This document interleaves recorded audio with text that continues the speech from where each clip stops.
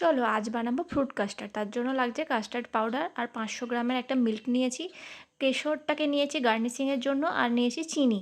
আর লাগবে ফ্রুটস, যা যা আমার কাছে ছিল আমি সেগুলো দিয়েই বানাচ্ছি। তোমরা আরও এক্সট্রা অ্যাড করতে পারো। ফার্স্টে দুধটাকে আমি কড়াইয়ে ঢেলে নিয়েছি, এবারে দুধটাকে একটু জাল দিয়ে পুরু করে নিতে হবে।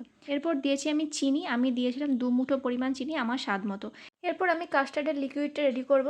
বাটিতে নিয়েছি 3 চামচ মতো কাস্টার্ড পাউডার, তাতে দিয়ে দিলাম গরম দুধ, যতটা মোটামুটি লিকুইড করতে লাগবে। পুরো মিশ্রণটাকে ভালো করে গুলিয়ে নিতে হবে। এরপর দুধের সাথে এটা অ্যাড করে দিতে হবে।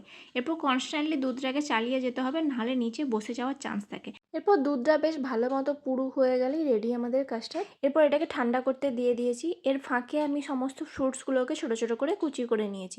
কুচোনো ফ্রুটসগুলোর মধ্যে ঢেলে দিলাম ঠান্ডা করে রাখা কাস্টার্ডটা।